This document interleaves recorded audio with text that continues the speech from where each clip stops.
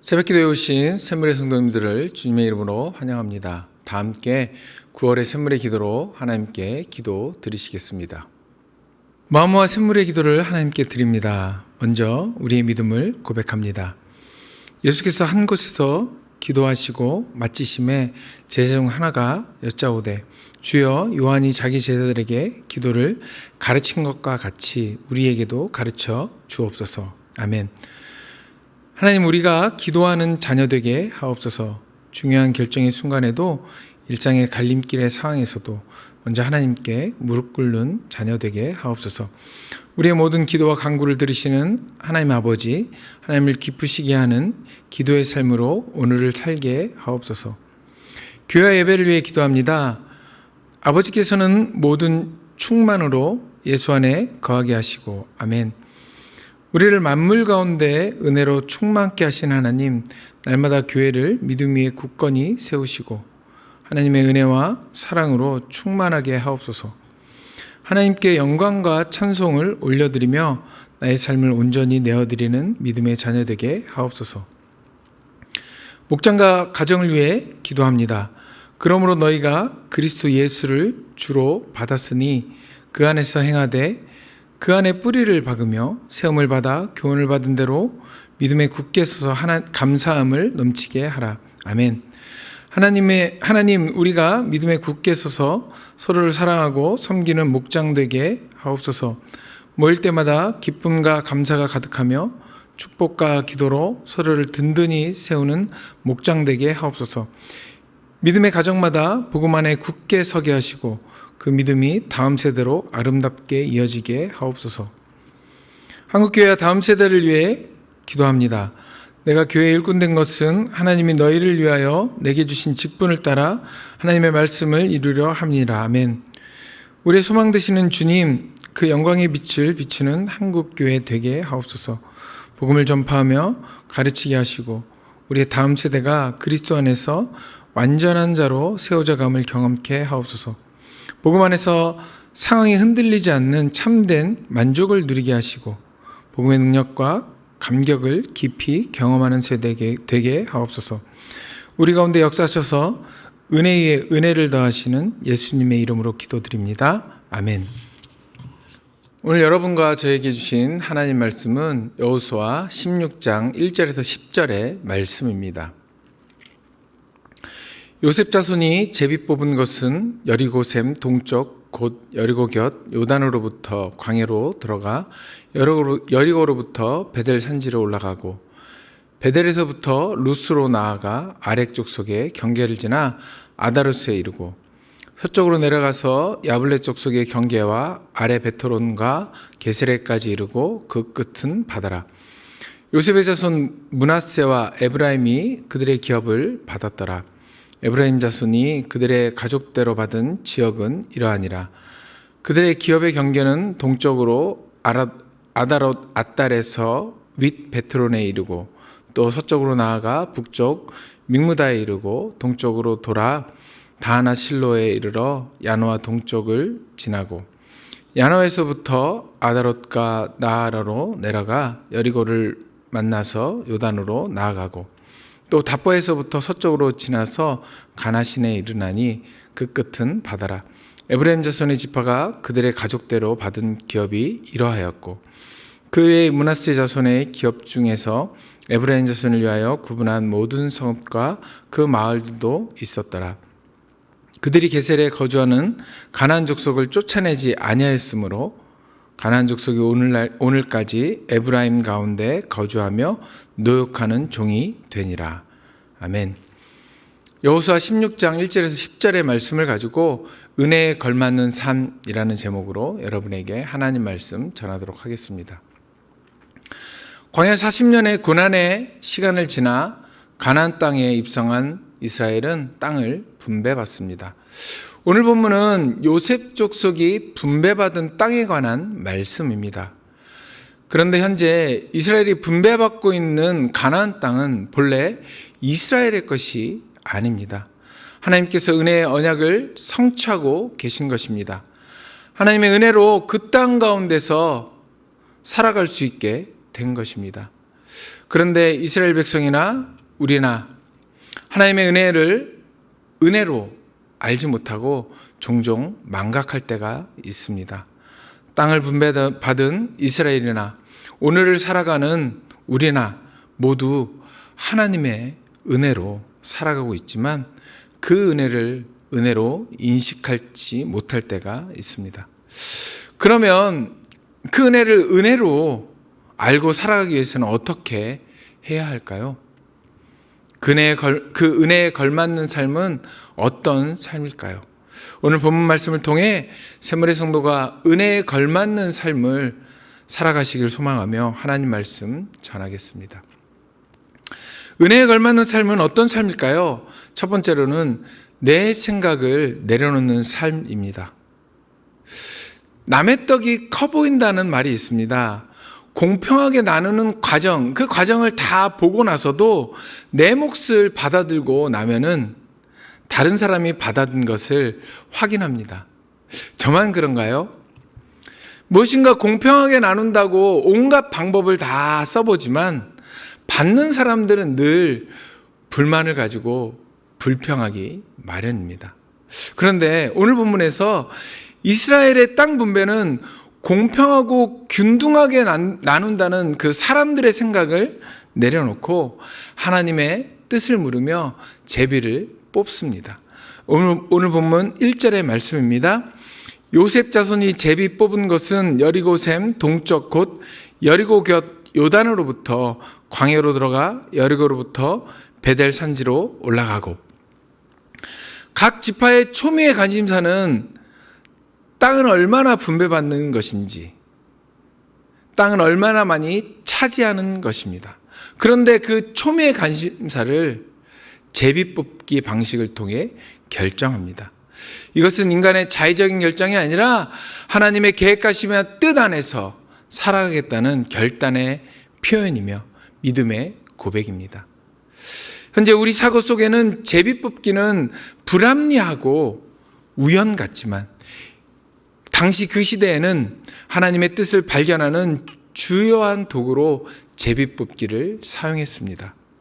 그 주요한 예가 우리가 앞서 살펴본 여호수아 7장에서 아이성의 전투의 패배를 아간에게 있다는 사실을 알아낸 과정에서 제비뽑기가 사용됐고, 요나서 1장에 다시스로 가는 배가 침몰하는 위기에 처한 원인이 요나에게 있음을 알아낸 경우가 바로 그것입니다.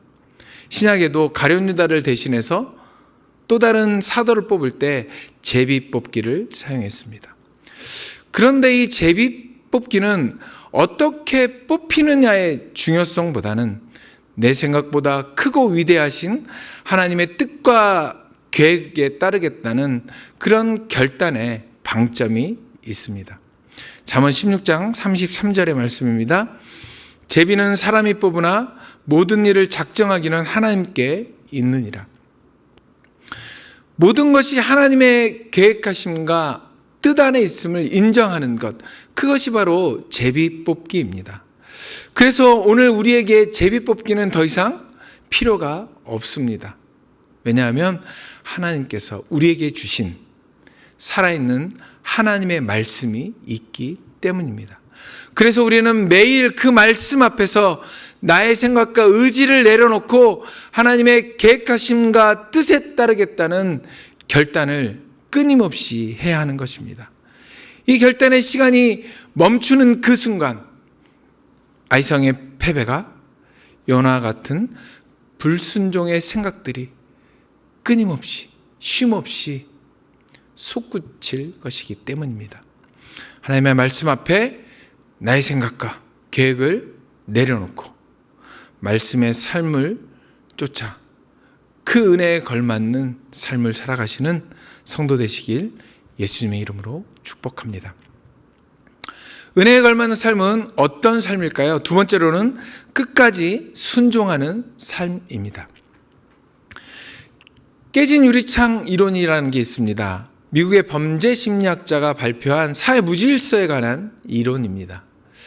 이 이론을 위해 다음과 같은 실험을 했다고 합니다. 구석진 골목에 2대의 차량 모두 본넷 앞에 그 엔진을 덮는 그 뚜껑을 열어놨다고 합니다. 보닛을 열어놓고 한 대의 차량에만 앞유리를 깨고 주차를 시켜 놓았습니다.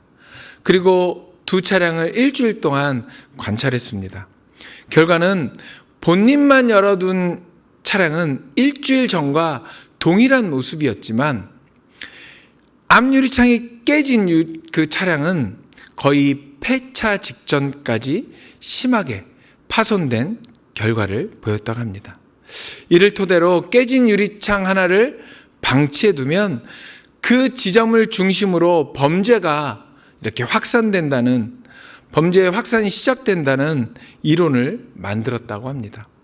다시 말해 사소한 무질서를 방치하면 큰 문제로 이어질 가능성이 높다는 의미를 담고 있는 것입니다. 이 이론은 가나안 정복과 그 가나안의 정복 전쟁과 우리의 영적 삶에도 적용되지 않을까 싶습니다. 하나님께서는 가나안 전쟁을 통해 그 가나안 족속을 완전히 몰살할 것을 요구하셨습니다. 그러나 실제로 이스라엘은 많은 경우 토착민을 남겨두고 그들을 강제 노동시켰습니다. 오늘 본문도 그 사실을 지적하고 있습니다. 오늘 본문 10절의 말씀입니다. 그들이 게셀에 거주하는 가나안 족속을 쫓아내지 아니하였으므로 가나안 족속이 오늘까지 에브라임 가운데 거주하며 노역하는 종이 되니라. 언뜻 보면 정치 경제적으로 이것이 이득처럼 보입니다. 그러나 이를 통해 우상 숭배와 가나안 문화의 동화라는 문제를 초래하게 됩니다.